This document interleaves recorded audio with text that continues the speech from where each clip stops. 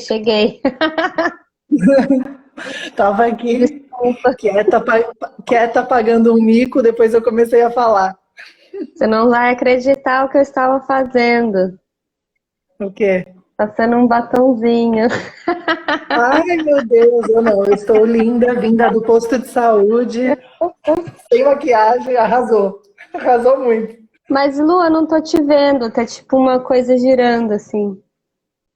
Jura? Hum. As pessoas estão me vendo? Ai, Será que agora é porque você não apareceu. carregou? Agora você apareceu. Ufa, boa. Oi, Ceci, você tá aí? Você tá com uma luz ótima, você tá muito arrasadora. É o computador. Eu botei uma luz no computador. Amo. Botei um filtro. Será que dá para pôr um filtro? Nossa, vamos fazer live de assunto sério com filtro engraçado? É, tipo a Tereza Cristina. Copiar a Tereza Cristina. Ai, meu Deus, calma. Como que faz isso? Ai, não, eu acho que fica muito pesada a live. Acho que tá bom assim. É A mais imagem das duas Jesus. está ótima. Então vamos parar de inventar moda, né, minha gente? Deixa o filtro para depois. Vamos.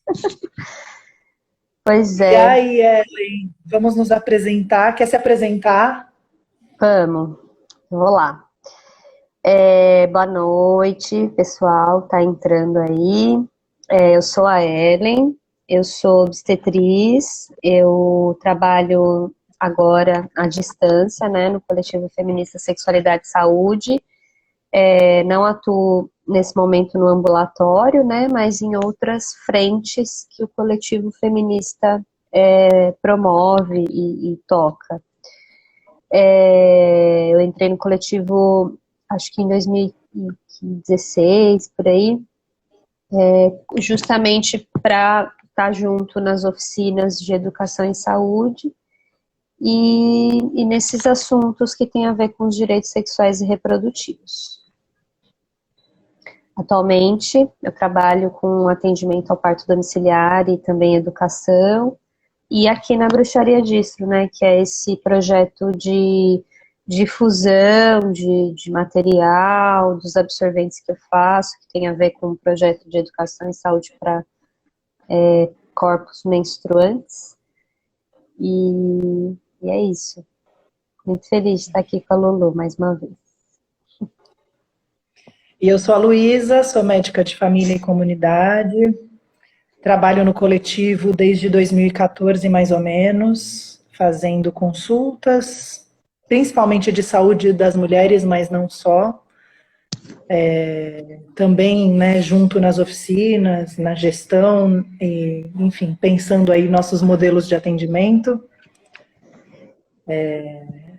E num posto de saúde na Zona Oeste de São Paulo, numa equipe de estratégia de saúde da família. Também estou muito feliz de estar aqui. É um tema bem importante, né?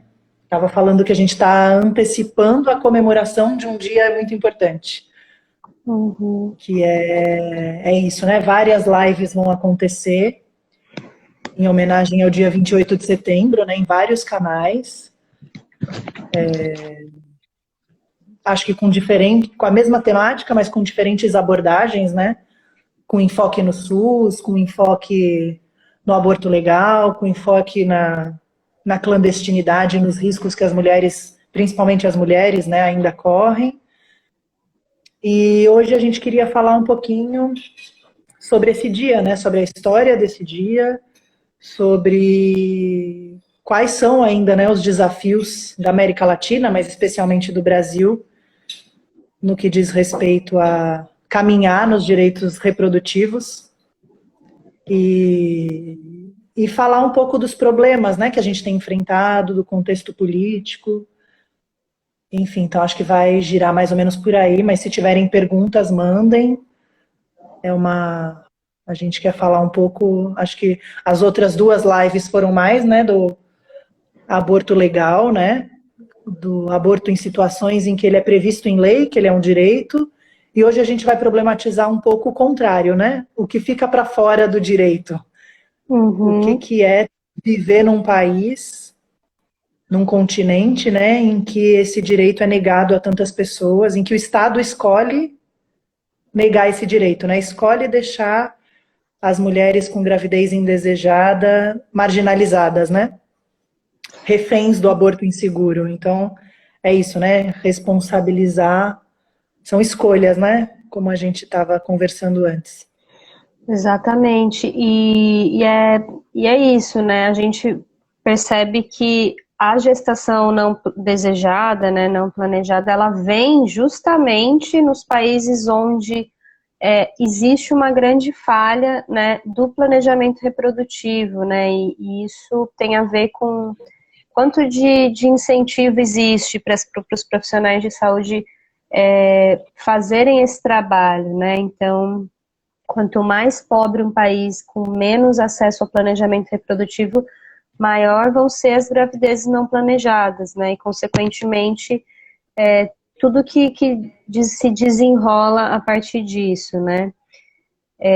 Então, acho que o 28 de setembro é uma data muito marcante, na verdade, né? Porque eu vou até pedir licença para você, Lu, para eu ler só um trechinho de uma matéria da Catarinas, que eu achei muito, assim, que me marca essa reportagem, né, que ela explica, né, que o 28 de setembro foi uma data que foi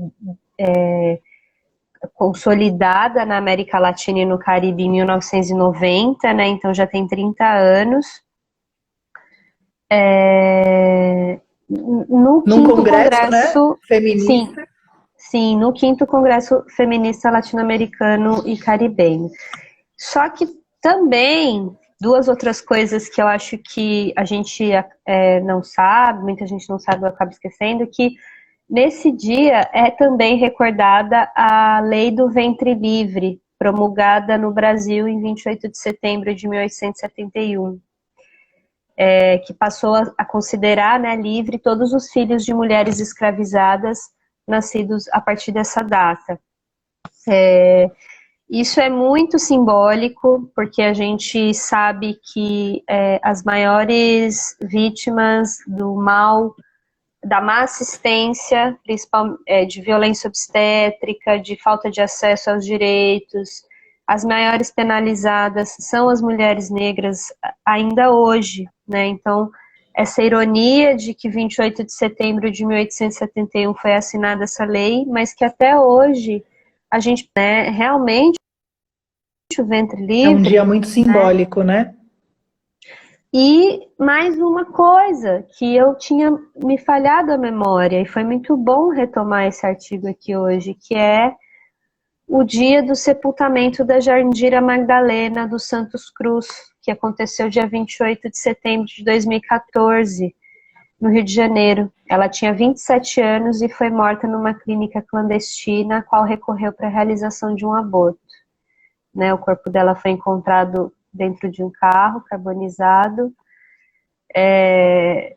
Uma cena, não tem nem palavras, né, para descrever uma cena dessa. E mais uma data muito simbólica aqui para a gente lembrar que o 28 de setembro é um dia de muitas lutas, né, muitas vidas de mulheres que perdemos justamente por responsabilidade do Estado, como você colocou, né, de se omitir simplesmente, né?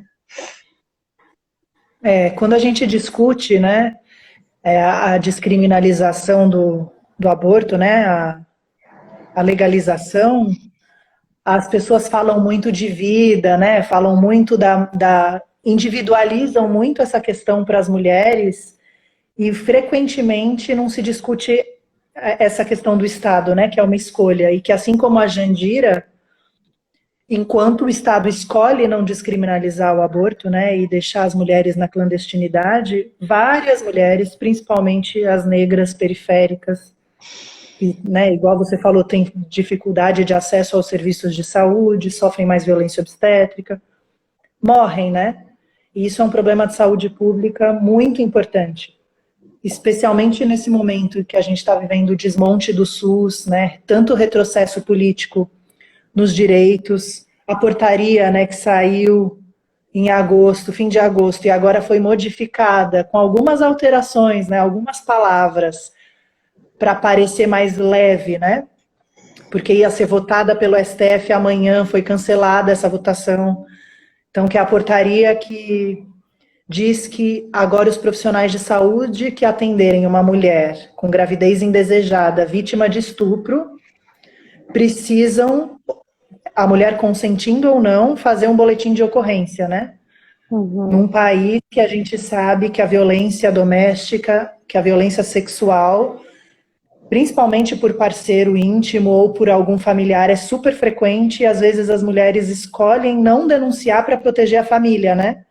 Porque, Sim. além de tudo, estão com essa preocupação, né? Então, às vezes, elas fazem essa escolha para proteger os filhos, a mãe, às vezes é um irmão que a violentou, né?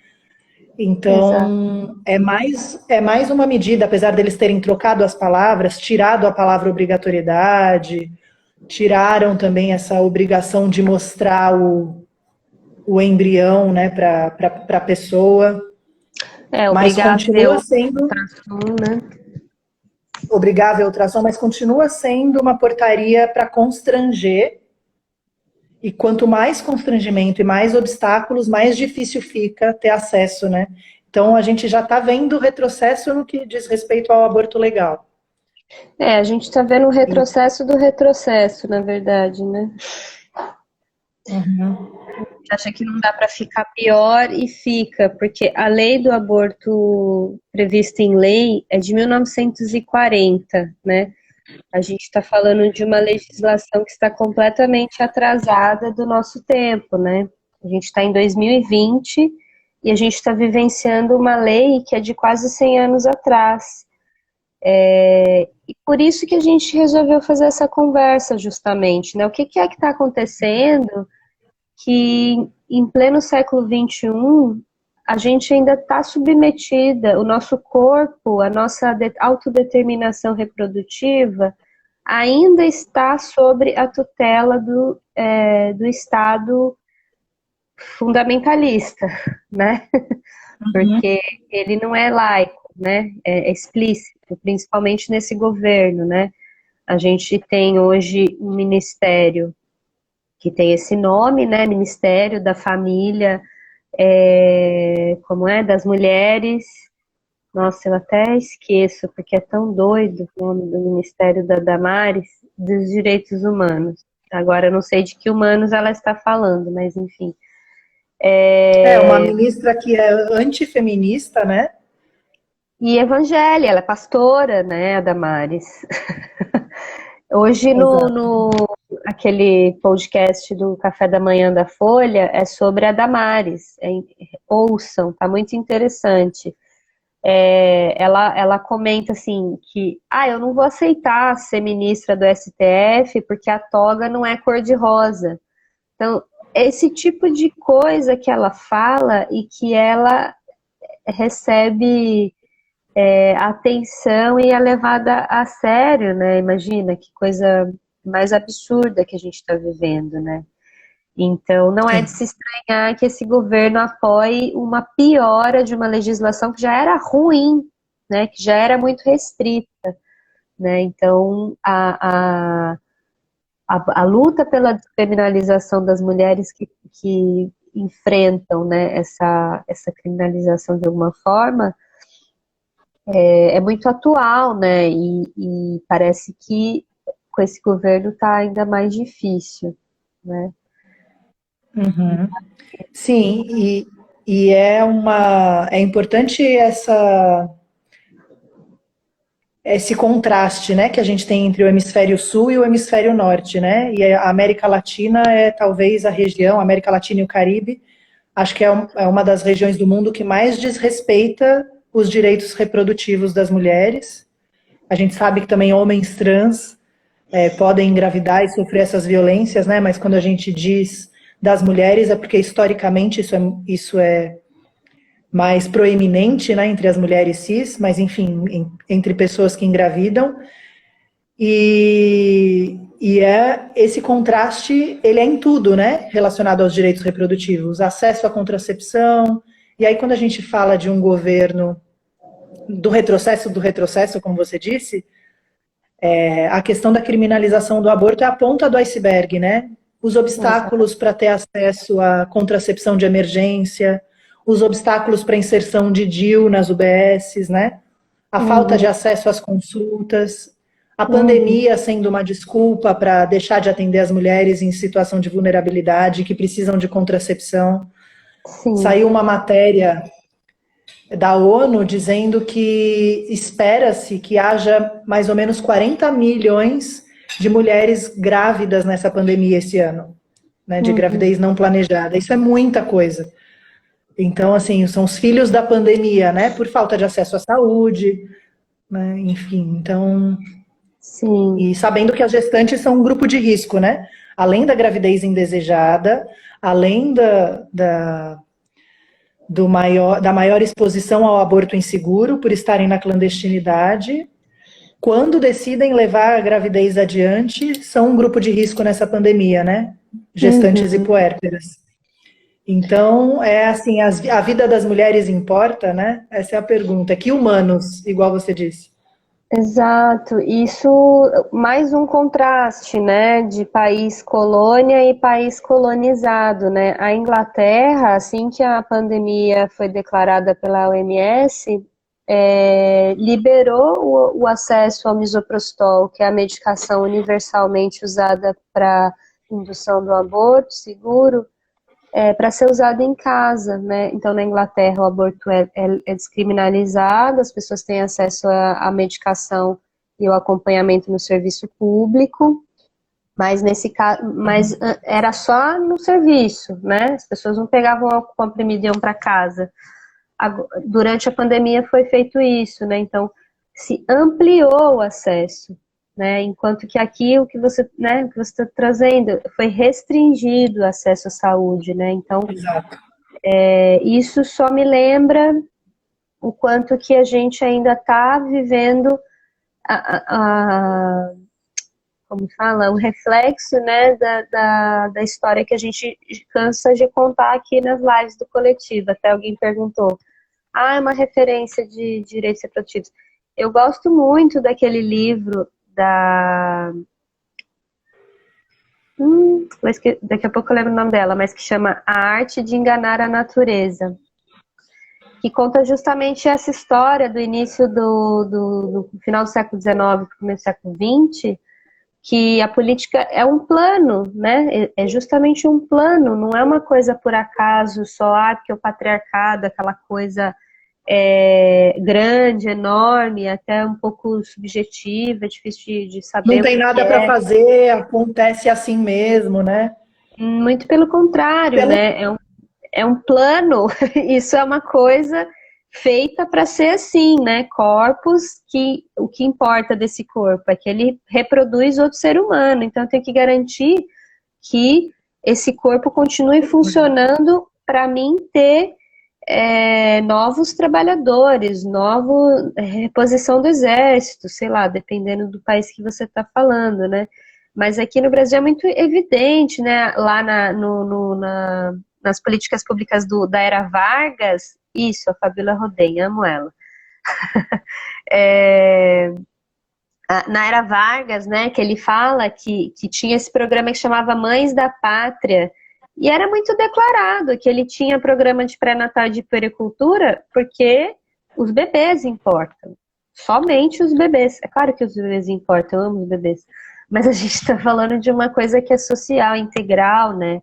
Não é só uma é, e parte. quando, e quando é também do interesse do Estado fazer laqueadura compulsória, né, nas mulheres pobres e pretas. Então, Uhum, é super importante, né, essa flutuação de vou criminalizar o aborto, vou liberar a lei, né, vou flexibilizar, vou esterilizar as mulheres compulsoriamente. Ela varia de acordo com essa necessidade, né, exército, mão de obra barata, exato. e, e, e a luta, né, dos movimentos feministas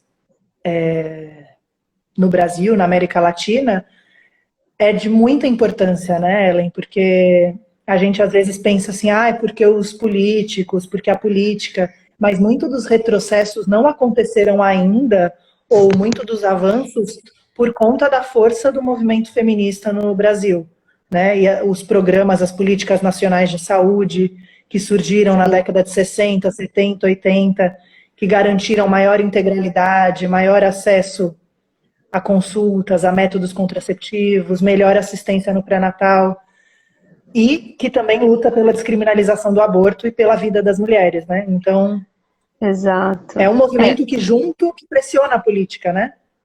Sim, isso é super importante, porque eu acho que principalmente, assim, quem é jovem e tem menos de 25 anos, de repente, que não conhece essa história, né?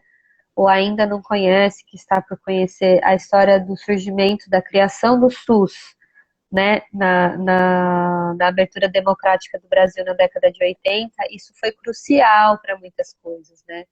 Que Porque, também fez 30 anos agora, né? O SUS. Então, sim, exato. Então, como que, assim, a visão do SUS de integralidade, né, e da sociedade como um corpo social, né, assim, que tem essa visão mais integral da vida, da sociedade, né, possibilitou justamente que políticas públicas direcionadas para a saúde das mulheres não só focadas na vida reprodutiva, né, por isso que a gente fala de direitos sexuais e reprodutivos, porque a gente não transa só para ter filho, né, a gente tem clitóris, a gente sente prazer, existe preservativo, né? Existe contracepção. Então, a vida, né?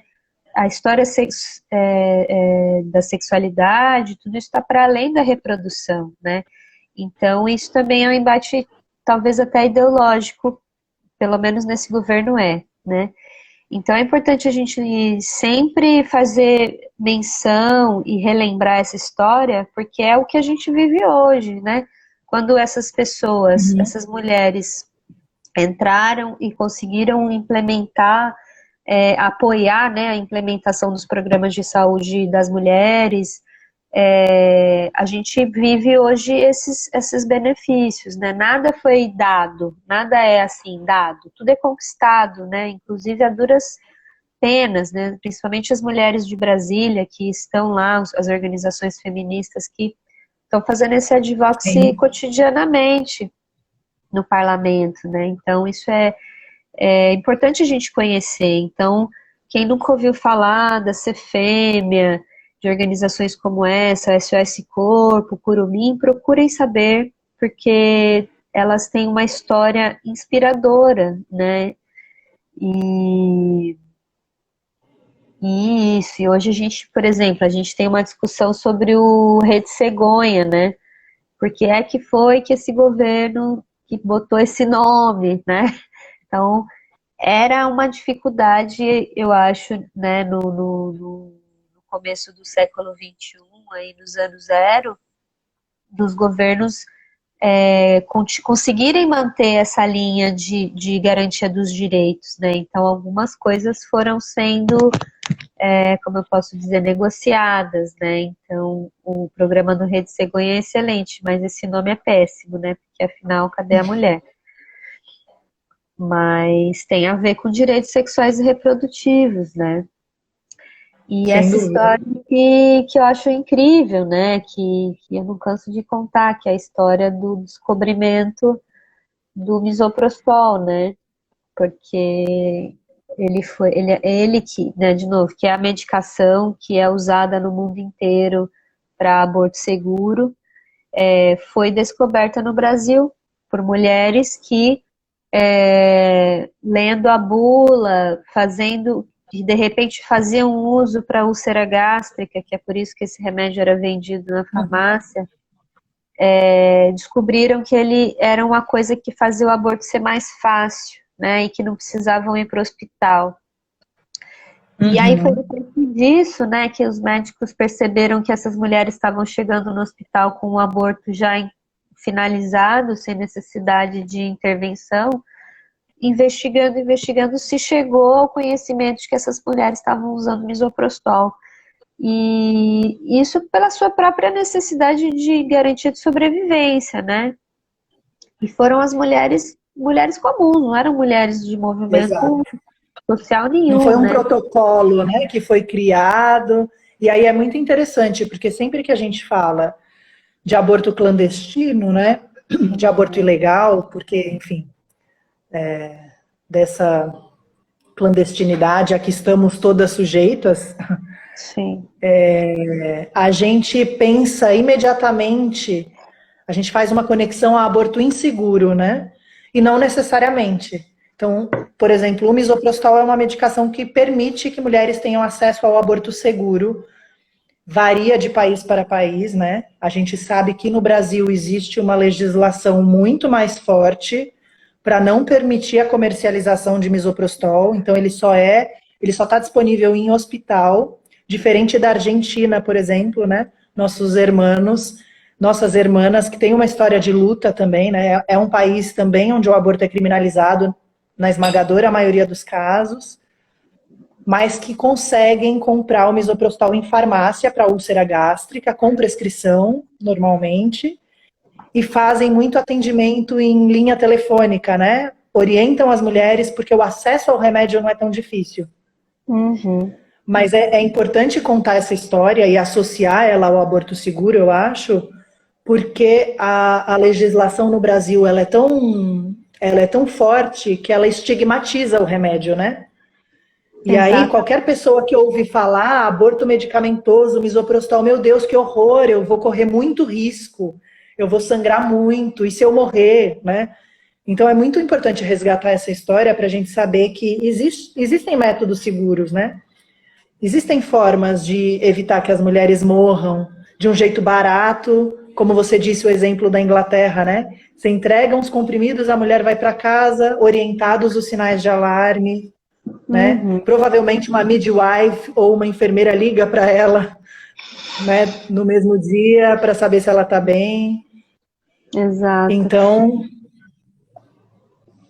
enfim, acho que é uma coisa para a gente desestigmatizar, né? Conhecer, procure saber, o famoso procure saber, porque Procure tem saber. protocolo na OMS, tem protocolo da OMS, né, falando de aborto seguro. Então, acho que essa é a Sim, problematização, né? O aborto clandestino pode ser seguro. As mulheres não precisam acabar como a Jandira, né? Mas como no Brasil esse acesso é super difícil, a gente tem um duplo problema, né? Vamos dizer assim. exato. E é isso, né? O que os, né, os médicos, de alguma forma, essa informação chegou na Organização Mundial da Saúde e hoje é a medicação utilizada, né? Então, De eu, escolha. isso é muito, né? E aí aqui a gente não tem acesso à medicação. É uma medicação super barata,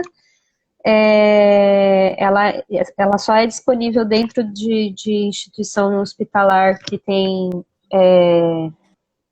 atendimento obstétrico, porque o misoprostol hoje ele é usado basicamente na área da obstetrícia, né? Então, assim, indução de parto, hemorragia, Indução de pós-parto, aborto retido.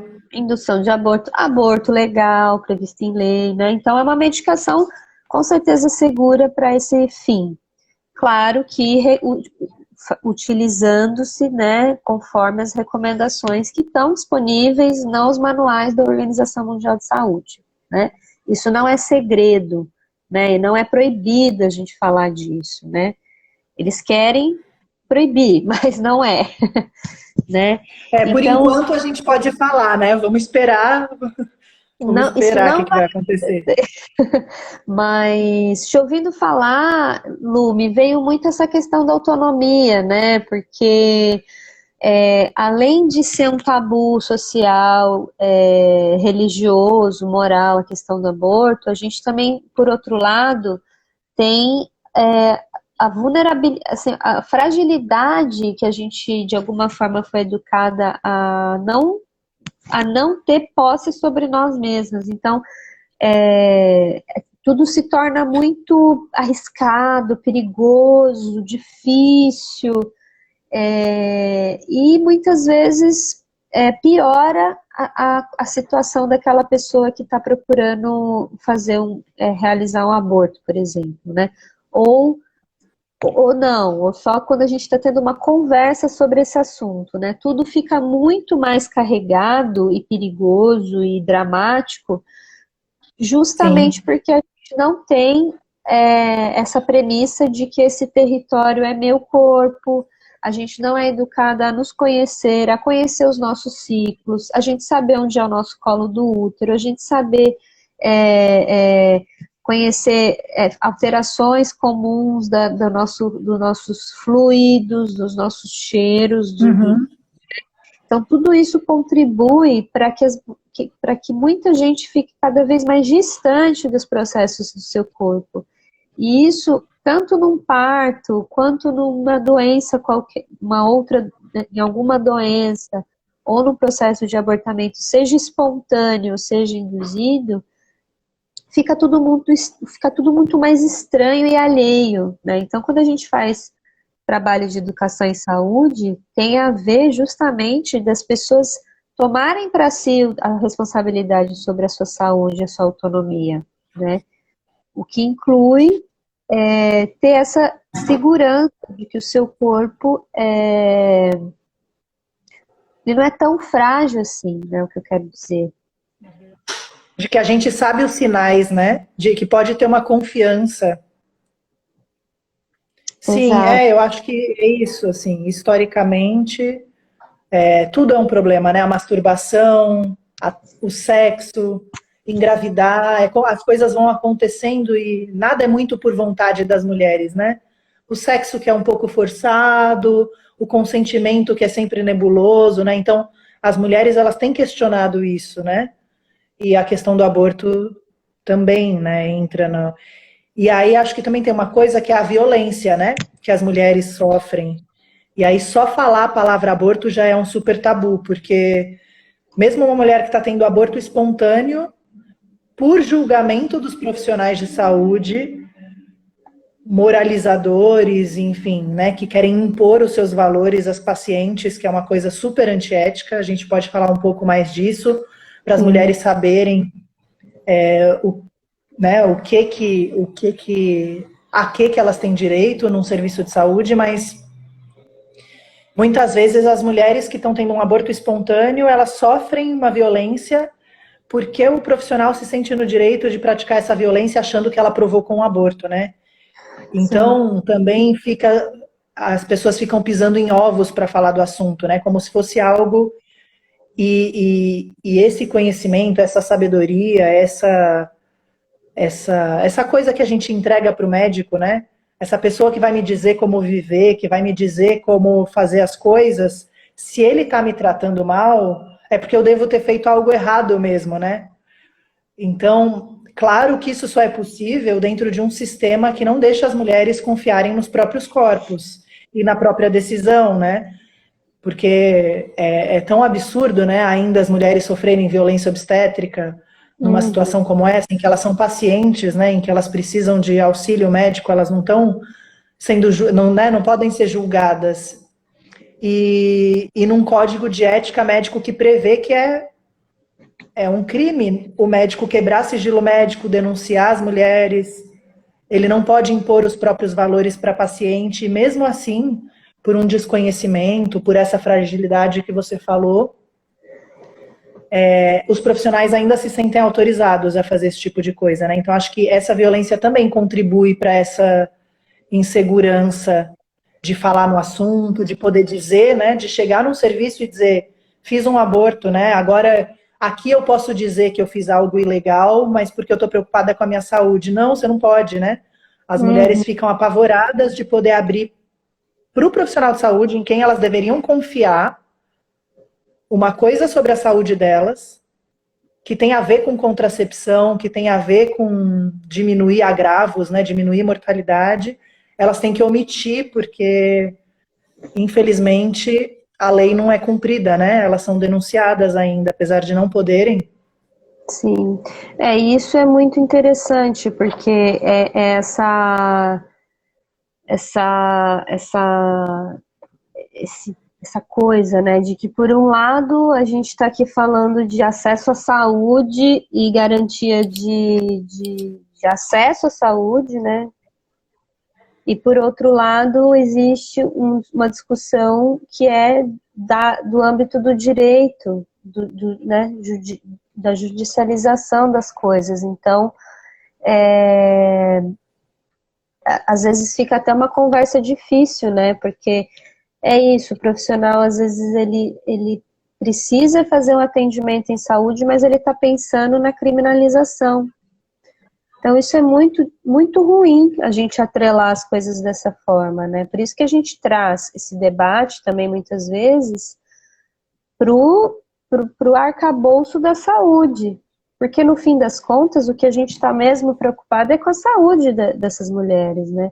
Só que a gente sabe que a saúde é emocional, mental e física, né? Então... E a gente também sabe como o sistema de saúde, muitas vezes, ele é usado para essa vigilância, né? Não a vigilância boa, a vigilância epidemiológica, né? Na tuberculose, mas a vigilância dos corpos. E por isso que essa portaria é tão problemática, né? Porque ela justamente faz isso, ela atrela o profissional de saúde à judicialização, ao julgamento, tem que denunciar, precisa falar para alguém. Então, você tira o cuidado do centro da prática, né? Exatamente. Que você tá preocupado com a saúde, você está preocupado com os traumas, você está preocupado com o psicológico, com o risco de morrer dessa pessoa. Não. Você está preocupado se ela está mentindo ou está falando a verdade. E as mulheres estão mentindo até que se prove o contrário, né? Porque, enfim, são duas coisas muito frequentes, né? A infantilização das mulheres, então, né? É uma criança que não consegue decidir por si só, então vamos ajudar as mulheres coitadas, elas não podem decidir se elas querem abortar, porque são muito infantis, né? Claro que tudo isso é mascarado. E que elas estão mentindo e são volúveis e sexuais até que se prove o contrário, estavam provocando, né? Então participaram ali do crime. Então são duas coisas super problemáticas, né? Essa infantilização e essa sexualização o tempo todo. Que impedem que o cuidado seja o centro da prática, né? Que você esteja preocupado. Não importa se ela está mentindo ou não, essa mulher precisa de ajuda, e eu fiz um juramento, enfim, de ajudar as mulheres, né? E aí vem essa apelação, né, que é uma falácia, bom, do meu ponto de vista,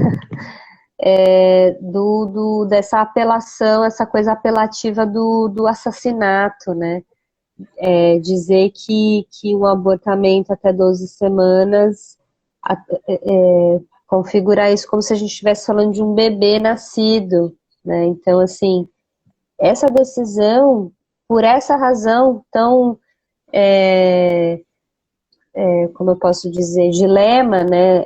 Um dilema, sei lá, biológico, se aquilo é ou não, isso tem que ser simplesmente do entendimento de cada pessoa, né? Eu não posso dizer para alguém se aquilo é ou não, né? Ela tem que decidir, a gente tem que entregar essa responsabilidade na mão das pessoas, né? Sim. E, enfim, mas como essa questão do cuidado como centro, isso é muito, muito importante. Inclusive nossa, Luísa, a gente tem que falar mais sobre isso, realmente. Porque, por exemplo, o país, né, o primeiro país da América do Sul que descriminalizou o aborto completamente, quer dizer, até 12 semanas, foi o Uruguai, né, em 2012, tem 8 anos agora, e hoje eu fui pesquisar os números, e em 8 anos, como já previsto, a gente sabe, já imaginava que nos 2 primeiros anos, né, 2013, 2014, os números subiram, muitas mulheres procurando serviço de aborto legal, e depois agora só caíram. Por quê? E por que isso acontece? Então, isso é o que acontece em qualquer país que descriminalizar o aborto, né?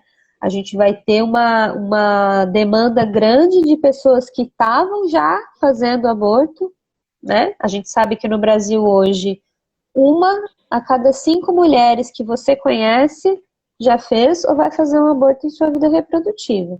Se o seu círculo é pequeno, então você pergunta. Alguém que já fez um aborto você vai conhecer na sua vida. E são 500 mil, pelo menos, né? De acordo com esse estudo também da Débora Diniz, no Brasil, 500 mil mulheres por ano fazem aborto, né? Aborto Exato, provocado. E esse número exato. talvez seja maior. Então, são 500 mil mulheres todos os anos, metade delas vão precisar ir para o hospital, né? Então, além de toda a questão dos riscos, tem uma questão de sobrecarga do sistema de saúde, né? Que é isso que você vai falar. As pessoas já estão fazendo, de repente elas vão o quê? Aparecer só, né? Exato. Então, assim, o que No acontece? serviço certo, que é o serviço de aborto legal. Exato, elas vão precisar de acessar o serviço, ele está disponível, então elas vão acessar, certo? Então esse número fica assustador para quem nunca Maior. quis ver o número, né? Na verdade. Porque já é, né? 500 mil já é bastante coisa, porque a gente não vê, exato.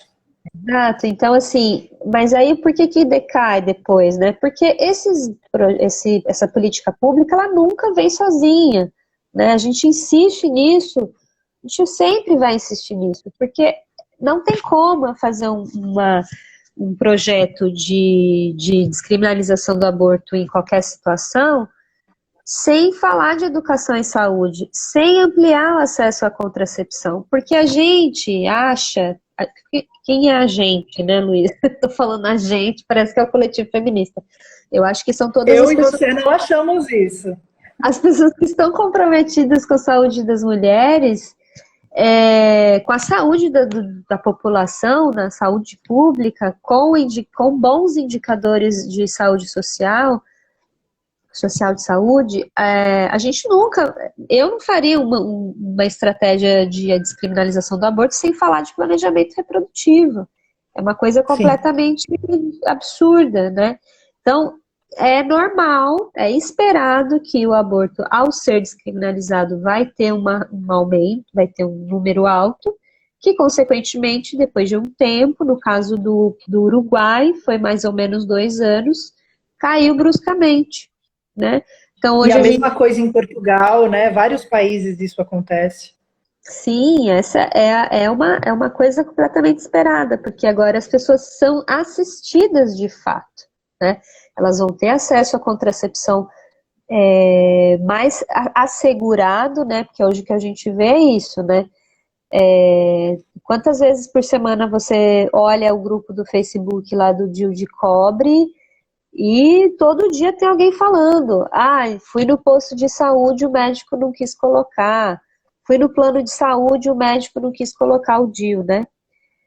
Então, Uhum. assim, é com essas pessoas que a gente vai conversar também, né? E fazer uma sensibilização. Falar, olha, a gente precisa dar contracepção para as pessoas. Ela veio aqui te pedir contracepção.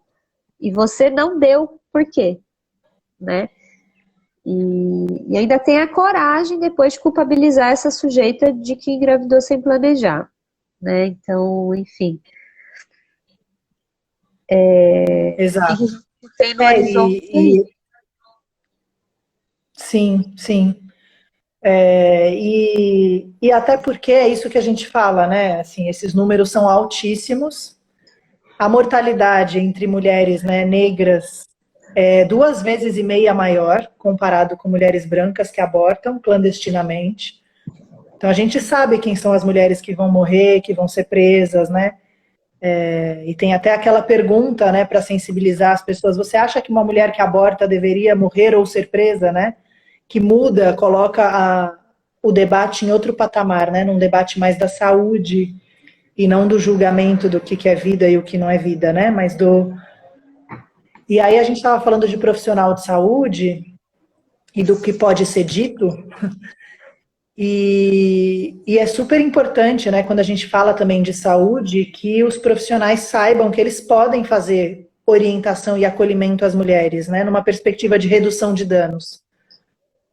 Em qual sentido, né? Falar sobre o assunto, dizer qual que é o jeito seguro de fazer um aborto, não é crime, porque você não está incitando, né? Você não está influenciando essa mulher que já está decidida a fazer um aborto. Claro, né? Se você foi acolhedor, se existe vínculo, se você perguntou se a gravidez é desejada ou não, ou seja, a pessoa só vai abrir isso se um monte de pré-requisitos foi feito antes, né? Então a gente já tem aí um problema, que é a mulher engravida, ela recebe os parabéns e abrem o pré-natal no posto, né? Você nem Uhum. pergunta se essa gravidez é desejada. 55% das gravidezes no Brasil são não planejadas, né? Então a primeira coisa é, essa gravidez é planejada? Vem aqui, eu te escuto, né? Sim. Se você chegou no ponto de ter sido adequado e da mulher ter confiado e abrir que ela vai abortar, porque as mulheres, quando elas decidem, elas vão fazer isso, não é crime fazer essa orientação numa perspectiva de redução de danos. E os profissionais de saúde não sabem disso, né? Eles não sabem que é um direito da mulher saber o que é seguro e o que é inseguro, quais são os sinais de alarme, quando procurar o pronto-socorro, quando voltar no posto para inserir o DIU depois do aborto. Então tem tanto tabu, igual a gente estava falando, você não pode vender o remédio, né? Então, Uhum. assim, existem crimes, realmente a gente está num país em que a lei é super rigorosa, mas as pessoas acham que conversar é crime, que cuidar do outro, né, que se preocupar com a saúde, que fazer uma orientação, olha, isso é perigoso, isso é seguro, volta aqui depois que você fizer, vamos falar de contracepção, vamos amarrar seu cuidado. Então, tudo isso é perdido, né? Frequentemente no posto de saúde, ai, começou um pré-natal. Ah, a mulher não veio mais no pré-natal. Você vai ver, ah, não estou mais grávida. Por quê? Ah, porque eu perdi. Mas como? Aí fica aquele não dito, né? Então a gente perde várias oportunidades de cuidar, de oferecer contracepção, de conversar, de oferecer apoio psicológico, porque também tem Sim. esse tabu no serviço, né? Nos postos, na atenção primária. Então, eu acho que é importante sensibilizar os profissionais de saúde também a terem essa conversa, né? Se a gente não começar a fazer, se a gente não fizer roda de planejamento reprodutivo e não inserir o aborto na discussão, parar de chamar, né, de planejamento familiar e só apresentar os métodos, o aborto faz parte da vida reprodutiva das mulheres, né? Seja ele Exato. espontâneo, seja ele provocado. Isso é muito interessante, né? As pessoas ficam muito surpresas quando a gente fala que de 10 a 15% das gestações acabam terminando num aborto espontâneo, né? Então é muita coisa, é um número grande, né? Uhum. Andréia, a gente quer fazer uma formação, vai rolar. Fica aí o spoiler. Em outubro, em novembro, o coletivo vai dar um webinário sobre direitos sexuais e reprodutivos. Mas eu até fiz uma lista aqui para eu não esquecer. Boa. O que a gente pode fazer, afinal, né? Porque parece que é tão distante e tão fora Uhum. do nosso, Da da nossa nossa. alçada, né? A gente fica um pouco se sentindo como eles querem que a gente se sinta, né? Que não tem capacidade, que não tem força, né? Mas a gente tem, enquanto Refém, né? sociedade, refém, completa, exatamente, né? Agora, a gente é só entrem no site da Cefêmea, cefemia.org.br, lá tem uma linha do tempo do que o Cefêmea, que é uma única organização, junto com outras, claro, já fez nesse país, desde a década de 80 até hoje, 2020, em relação aos direitos das mulheres e das pessoas com útero e demais. Isso é uma das coisas, né, El? Apoie essas instituições, né? Conhecer a SOS Corpo, conhecer a Cefêmea, conhecer o Curumim, conhecer o Coletivo Feminista Sexualidade e Saúde, apoiar, né? Estar nas palestras, mandar e-mail, divulgar, Exato. mandar dinheiro, Sim, né? porque, por exemplo, o movimento, a gente ficou aqui do Brasil assistindo, né, a Onda Verde na Argentina em 2018, 17, 18. Aquela coisa incrível, contagiosa, né? Todo mundo queria ir para a Argentina, ir lá para a Milhões de manifestação. mulheres nas ruas, né? Milhões, não Foi eram milhares, eram milhões. uma coisa assim que eu nunca tinha visto na minha vida, né? Eu fiquei assistindo a votação até de madrugada. Enfim, perdemos por causa do conservadorismo, né? Então, mas ganhou-se muito, porque o debate é público, e hoje na Argentina, as redes de mulheres que apoiam mulheres por telefone, está acontecendo, porque o aborto é discutido socialmente, né? Porque levou Ganhou essa pauta. visibilidade, né? Exato. Isso é uma Porque coisa, enquanto fica na escancarou. invisibilidade, não existe, né? Quando a gente Exato. fala, passa a existir, né? Quando a gente fala os números, quando a gente fala os protocolos, passa a existir. Exato. Então, assim, isso é construção de mais de 30 anos, né?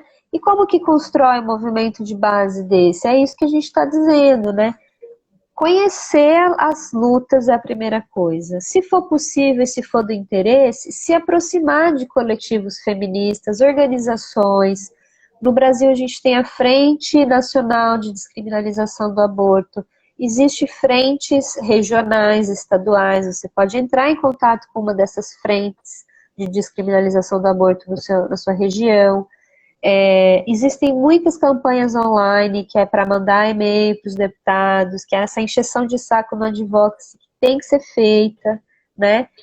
A gente está sempre precisando de gente para fazer cartaz, designer, fotógrafa, dinheiro, Tem advogadas, o, tem o Doctors for profissionais de Choice saúde, também, profissionais de né? O Doctors for saúde. Choice, que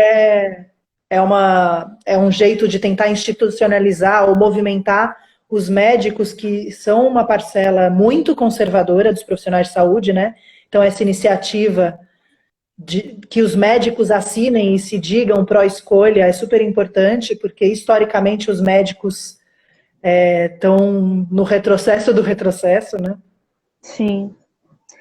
Exato, então assim, não está tudo perdido, né? Mesmo com essa criatura no governo, né? Esse ano é um ano de eleição, né? Então temos aí eleições para vereadores, vereadoras e prefeitos e prefeitas. Quem vota, quem acredita na democracia representativa, é importantíssimo eleger pessoas que tenham essas pautas vivas, não só do aborto, né? O aborto é um pedacinho só. A gente está falando de cuidado em saúde das mulheres, né? De todas as pessoas, né?